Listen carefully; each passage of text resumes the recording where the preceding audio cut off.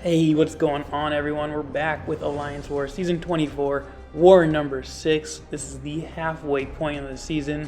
Hard to believe it already, but we're going to bring in the same team for the third war in a row. Human Torch, Apocalypse, Sorcerer Supreme, and we're taking Path 5 in Section 1, and then we're going to hop to Path 6 in Section 2, so that's what we're scouting out here, and it really doesn't look too bad. Got a rank 3 Apocalypse boss, pretty standard. For the most part though, my fights are pretty straightforward, and Apocalypse just keeps coming back in. It's like a love-hate relationship with him, but he's, again, just a great answer for this defender. For Kingpin, he's a 6-star Awakened rank 1. We're throwing on some boosts because we're going to basically forget about the Protect Global because we're large or extra large, and knocking him down removes that Protect, so we're not worried about triggering it. And to start off this fight, we're just going to do something a little different. We're going to hit him with the protection up, just to gain some ground so we don't get backed up against a wall early. And as soon as he throws his first special, we're going to go ahead and knock him down and get that Fury, so we're doing some really good damage. And right here, we get that opening. And the great thing about Apocalypse is that he reduces opponents' Purify ability. So Kingpin would usually be shrugging off these debuffs, but against Apocalypse he can't, so it's really a perfect counter. He's a great matchup. Kingpin got me earlier this season in Section 2 with Redoubled Determination, which is a great place for him. This placement with Apocalypse, really nothing to worry about. You can see he is gaining power pretty quick because of the debuffs, but not nearly as fast as he was last time because of Redoubled Determination. So yeah, easy fight, easy life there. We get the full attack bonus, take the big boy down. I think it took like 30 hits, 41 hits, so still a decently long fight, but overall we get the job done, and I really wasn't worried about it. So we walk away with pretty much full health, I think. Now this fight here was something I was definitely worried about. This is really good placement for Nova because the only chance you get to hit him really are off his heavy. And with this node you can't punish the heavy attack because it's unstoppable. So what I'm going to do is I'm going to go in with Sorcerer Supreme. And we're going to start with the Power Start 1 boost and in the slow Blessings phase. So what we're going to do here is just look for an early opening when he's attacking. Throw that special one, get the slow on him, and now we can punish his heavy attacks. So he's going to go unstoppable, but because he's slowed, it's going to pretty much negate it when I go in. And yeah, we're pretty good now. So we're just going to be blocking a lot of his hits. We're not going to play this very risky. We're not going to try to evade. We're just basically going to take this very slow. Right here, the slow debuff fell off, unfortunately, but we reapply it right here with the special one. We knock him down, so we get the Fury. Again, just blocking his attacks. We're really not trying to do too much with this fight. We get a really nice special 2 here. It crits for 40,000, and this fight is basically over now. Only problem is he lost the slow debuff there when the protection purified, and I mistimed the special 1 here, so I know I'm going to get clipped. And yeah, he gets me with a combo there. He's not slowed, so again, I can't punish the heavy. I can't really intercept him. Fortunately, we get the special attack off when he comes at us. There's a special 2 here. We regenerate the damage. And there we go. So we get him down. I was a little worried about the fight, to be honest, but Sorcerer Supreme definitely was the right counter. So I'm glad that worked out. 37 hits, full attack bonus. That's what we're looking for. So we're 2 for 2, lost a little bit of health on that second fight, but overall not too bad, feeling pretty good. And that's going to lead us into this Mojo fight, and he's on the Power Alternator node, so he's a 5-star rank 5, but he's only Sig level 25, so even if we degen, it's not going to be a lot. We still have those boosts on, but Human Torch hits pretty light, so I'm not worried about triggering the Protect on him, even though he does qualify. So yeah, this is going to be a pretty basic Human Torch fight here. It's just, you know, medium light mediums, build the smolders. We're going to dump our power because of the Power Alternator node. So we're going to be throwing that special 1 when we have it, when we have more power than him. Here we get to our max temperature. We're trying to get him to throw that special 1 without dexterity, so we don't get that buff. He cooperates.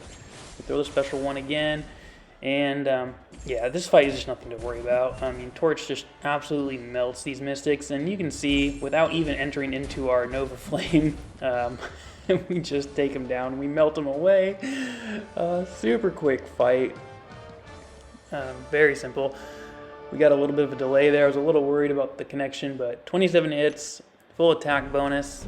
We are 3 for 3, and that's going to take us into Section 2. So no Mixmaster Korg this war. It was nice not to have to worry about that.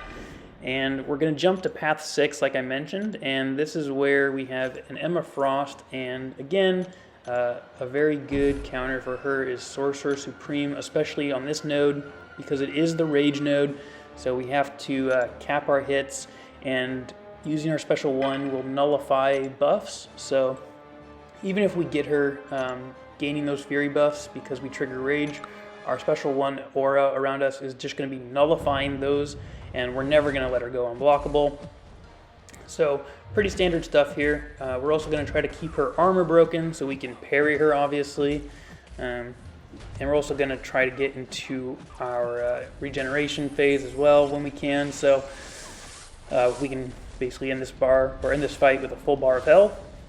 And yeah, we're going to be baiting the special ones consistently because they really don't do a lot of damage through the block.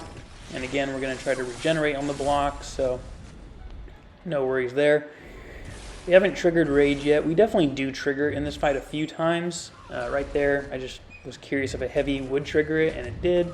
But we nullify it right away. The special 2 is going to hit hard. Give her a couple Rage Fury stacks again. But we're going to get back to a special 1 pretty quick. She's got 3 of them, and you can just see that it nullifies those Rages pretty quick. We're actually triggering Rage with critical hits on the special 1, which I did not expect. But again, as long as we can just recycle these special 1s, we can get rid of those stacks of Rage, no problem. The Furies are gone. And we have a full yellow bar of health, so yeah, that's basically the plan. It's a pretty straightforward fight. There's really not a lot to it once you get our armor broken and once you just recycle these special 1s. We are also running a little bit of Mystic Dispersion, so every time we nullify one of those Furies, we're getting more power back.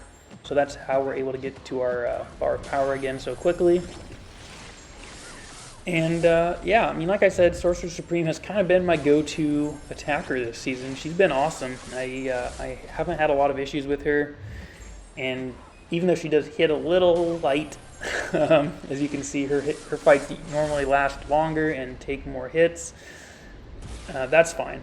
That's fine because we're really focused and they're very safe. And ultimately, that's what you want. We don't have to hit a big home run. We don't have to end these fights in 20 hits. Basically, as long as we end the fight with a full attack bonus and with decently high health, it's going to benefit the Alliance and it's going to save us some items. So, very good fight, very simple. I probably didn't even need to heal for that fight, to be honest. I just wanted to be safe. So that's going to take us to this Tigra now. She's on the Aggression Prowess and Special 2 power node, I believe. So she's going to be gaining more power faster until she gets to 2 bars of power, and then it's significantly hindered. And she's going to be gaining those Prowess stacks when we don't hit her for a long period of time. But again, this is another Mystic Champion, and Human Torch enters the Nova Flame form very early, and those Incinerates are just doing so much damage. This fight lasts 20 seconds. She doesn't throw a special. Very simple fight. Really nothing to it. We get the full attack bonus in 18 hits, so really easy. Felt great to, again, be able to clear our path with no deaths, and it felt great. So this is going to bring us to the mini bosses now. And the plan was to keep this Dragon Man up so that we could ghost the Apocalypse boss. We changed our plans a little bit though, so we left the Dragon Man up. And what we're going to do is we're going to go in and take this boy down. And someone had gone in and tried already, I believe, with the Human Torch. They couldn't do it, so you can see he's a little hurt, but still a lot of health left. We're going to go in with our Human Torch. We're going to use the pre-fight to flame on and see if we can drop this dude down. He's at 79% health, I think. So, stun immune, hazard shift, poison, incinerate. so we can only hit him while he's in the incinerate phase, and obviously that's going to be building our smolders, so no problem there. We're going to have to bait this special too. It gets a little close. He was at like 2 bars and a half of power, but ultimately no problem. We're going to wait for this poison phase to end. We can hit into his block because you do not get poisoned while hitting into the block. We're going to take the special one. Just going to block it. We actually get willpower healing from that debuff he puts on us, so we're healing a little bit. But, I mean, dude, this fight is done. 18 hits. Super simple. Dragon Man, you know, I love Dragon Man, but he just, like any Mystic, goes down the torch so quick. And we were a little scared here at the end because we got some connection issues. This wasn't triggering the end screen for the longest time. So there it is. We get the remaining 2 attack bonuses, and we take them down. So at this point in the war, we were also certain that we had won. So there was no need to one-shot this Apocalypse boss. Someone else had gone in and placed their torches pre-fight, so I went in with my torch with the pre-fight activated. I didn't heal him, and I was slightly boosted. Again, if this was more crucial, I would have boosted more. I would have played this fight a little differently to potentially get the one-shot. But again, I think knowing that we didn't need to, I think kind of put me in a state of complacency. I was a little too cautious with this fight, and really all I was thinking about was just doing as much damage as I could before I died. Because I know I'm going to be taking a lot of block damage, and, you know, looking back on it, I definitely could have played this better. I get a little tentative with this special too. You'll see when he throws it. I didn't need to take that block. I blocked those 3 hits. I didn't need to take those 2 either. I could have backed out and dashed out of it and saved probably like a good 5% of my health that I get back with the adrenaline healing there. So I was a little cautious. I could have dexed part of that special one as well. I'm not really going for intercepts. I'm just blocking. And you can see how much health he's taking from me by just hitting into the block and really not doing a ton of damage to him. Obviously, it's a 6-star rank 3. He's got a big health pool. On this one, I do dex the last hit of that special one. Definitely the way to go. But again, you know, this is just me playing really cautiously. Again, taking that first blocked hit. Didn't need to do that. I'm able to dex the last part of the special again. But yeah, I mean, so far, you know, we're obviously way behind in this fight, but we've managed to chunk him down a good amount. I think we've taken like 40% of his health at this point, and we're pretty close to dying. I'm not even sure we can survive one more blocked hit from his specials. Maybe we could have, and so that's why this last decision by me is probably the wrong one. I went in for 2 hits. I wasn't sure it would push him to a 3rd bar of power. It did. Obviously, we know how this ends.